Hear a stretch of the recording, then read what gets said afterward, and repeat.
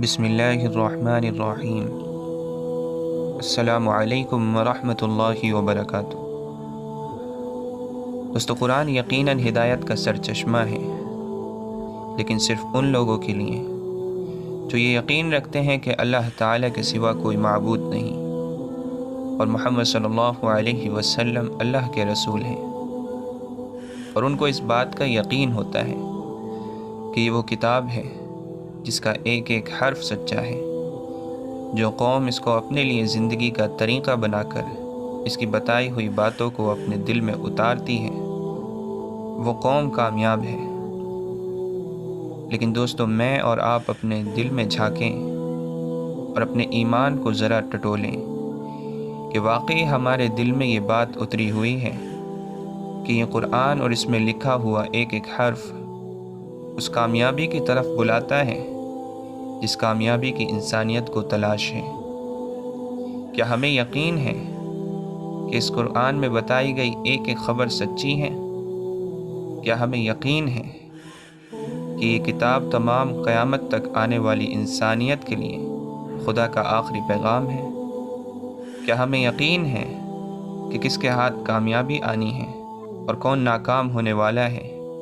इस बात को जानने का सिर्फ़ एक ज़रिया है और वो कुरान है।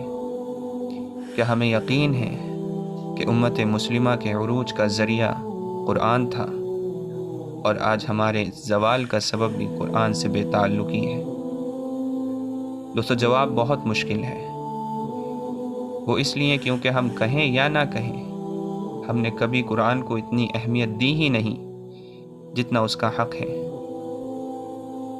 हमने तो कुरान को बस ताक़ों में बरकत के तौर पर ही रख दिया है, और अगर कभी खोलते भी हैं तो बस किसी मुर्दे को सवाब पहुंचाने के लिए या ख़ुद का भी कुछ सवाब कमाने के लिए। अल्लाह ताला ने कुरान बस इसीलिए उतारा था या इसका मकसद कुछ और था?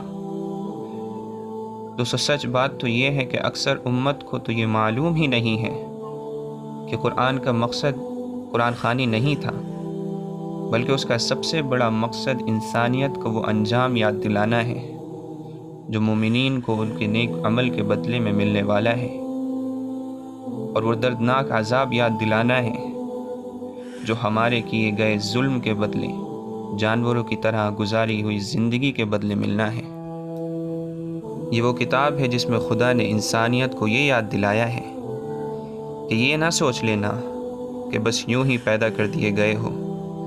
यकीनन मैंने ये ज़मीन और आसमान को किसी बहुत अजीम मकसद के लिए पैदा किया है, और वो मकसद तुम सब का इम्तिहान है कि कौन है जो ज़मीन और आसमान में फैली हुई लामहदूद निशानियों के ज़रिए अपने रब को पहचानता है और उसके भेजे गए रसूलों को अपना इमाम बनाता है और उस रास्ते पर चलता है जो उसके रब ने उसको दिखाया है।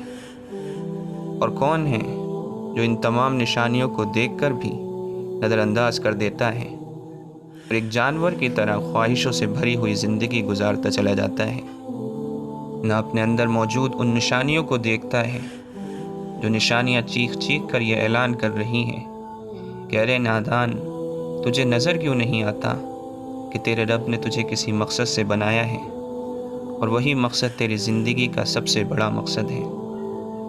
ये माल और दौलत जिसकी वजह से तू अंधा हो गया है, ये सब कुछ तो तेरे उस वाहिद मकसद तक पहुंचने का सिर्फ़ एक ज़रिया ही है। लेकिन दोस्तों, कुरान के साथ जो बेवफाई इस उम्मत ने की है वो उस बेअदबी से बढ़कर है जिस बेअदबी के ज़रिए गैर मुस्लिम हमें बेकाबू कर देते हैं।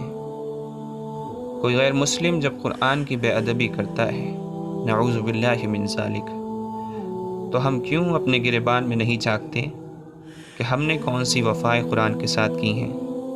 दोस्तों, ये कुरान किताब हिदायत हैं, सिर्फ़ किताब सवाब नहीं है। सवाब तो बस एक बोनस है जो इस अज़ीम काम का सिर्फ़ एक मामूली जुज़ है, और वह अज़ीम काम कुरान करीम के पैगाम को समझना है और उसके मुताबिक अपने घर वालों की और अपनी सोसाइटी की सोच को बदलना है, और उस नई सोच के मुताबिक हमेशा की कामयाबी की तैयारी शुरू करना है।